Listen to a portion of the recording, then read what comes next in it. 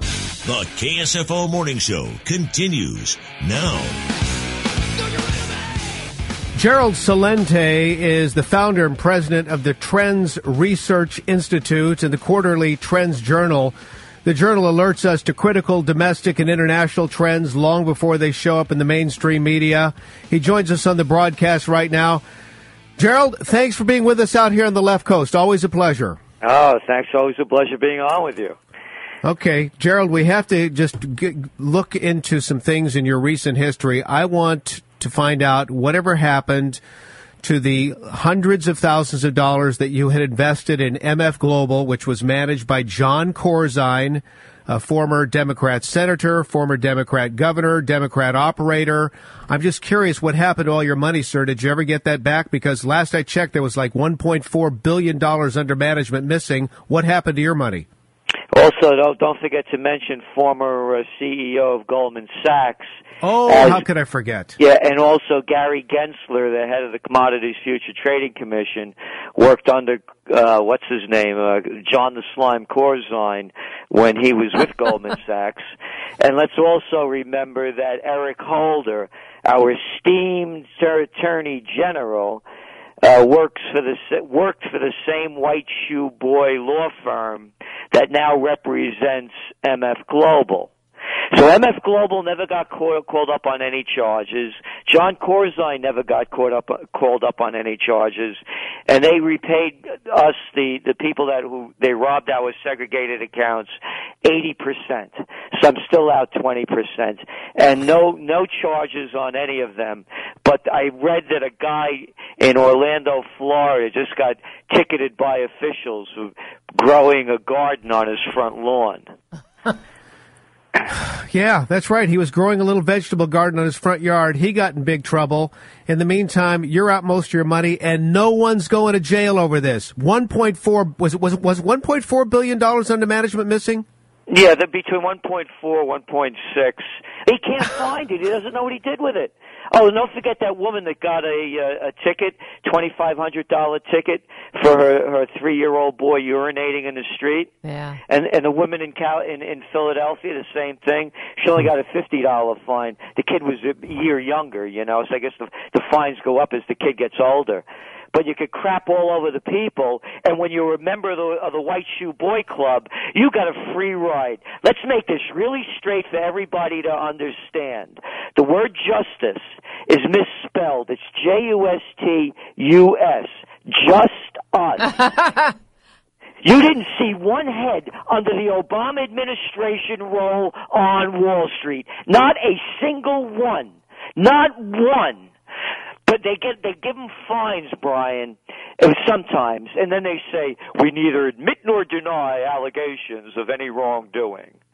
And nobody goes to jail.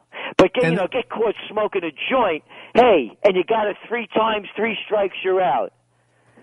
Here's the other thing, Gerald, to put this into context. This was Barack Obama who just, he rails against Wall Street and the big banks, etc., but he, like so many other administrations before him, are so tied into that cabal of crooks. It's just incredible. Now, listen, I realize there are some great investment firms, etc., but it seems like the people who do their clients wrong never get charged with anything.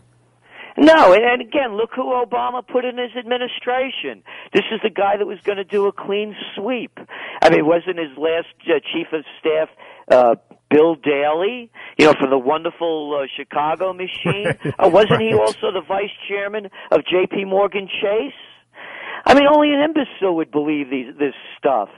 It's a total fraud. Again, not one head rolled under the Obama administration, but how many people lost their homes? How many people have been, it was robo signing. A robot walked into Citigroup and Bank of America and Wells Fargo, and they just signed all those things. It was a robot, I tell you, robo signing. They make up this baloney. Well, I tell you, it would have been very powerful to hear somebody like yourself talk like this during the last election, because I guarantee you it would resonate with the American people. Whenever you have corrupt and incompetent people in charge, and you're in charge of those people, people can make decisions. And that's all it is. This is the first election in my life that I didn't vote. I would not vote for a lesser of two evils. I don't go out with them. I don't do business with them. I don't have anything to do with them. Why would I vote for one to run my country? It was a race between an empty suit and a stuffed shirt, as I see it. And it's corruption on both ends. It's the inepts and the incompetents. That's all it is. These are the same people we couldn't stand in high school and college that wanted to be class president and head of the student council, and now they're telling us what to do. And people believe them. Gerald Celente with us, Trends Research Institute and the Trends Journal. Okay, you forecast trends. You've been doing this for many decades now, and when you speak, people listen. Talk to us about the fiscal cliff. There's so much uncertainty right now. So many taxes are going to be increased, including here in California, where we just voted to be number one in terms of state income tax, number one in terms of state sales tax. What do you see happening, Gerald? The economy is going over the cliff already. Look what's happened since Obama got reelected. The world equity markets have erased about $1 trillion since Election Day. Every day they're going down. Let's get this really clear. The only reason why they postponed this, because America's debt was downgraded in August of 2011, they postponed it till after the elections because they can't fix it. It's going to get much worse. The equity markets are telling us now. So talk to us then about what you think will happen regarding tax increases, taxes sunsetting. What do you think these masterminds in Congress are going to end up doing? What they always do, screw the people. We're going to pay for everything. Who made this baloney up that private banks lose money and we, the public, have to pay them off? Who made this up?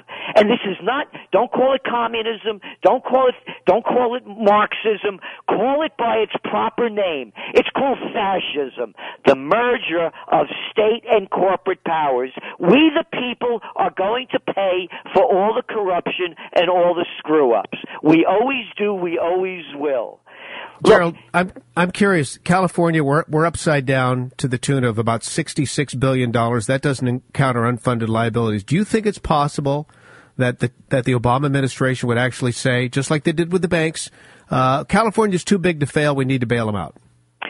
You know what I think is going to happen? I think there's going to be some kind of a crisis, false flag or real, and they're going to call a bank holiday, and they're going to devalue the currency. That's what I believe. And they've done it before. They did it back under FDR when the dollar was pegged to gold. And they forced Americans to turn in all their gold on the penalty of law. You would go to jail for 10 years, or any gold you got caught, you'd pay double the fine. And after they turned in the gold, I believe it was at $20.62 an ounce, after it was all in, they repegged it. Remember, the dollar was pegged to the gold at $35 an ounce. That meant you just lost 70% of your purchasing power. I believe that's what they're going to do, because there's no way that California, New York, Illinois, anywhere else is going to be able to pay off this debt, and as well as the 16 trillion plus that the United States has in debt, plus. So what are you telling people that listen to you regarding how they can prepare for this? We're going over the cliff.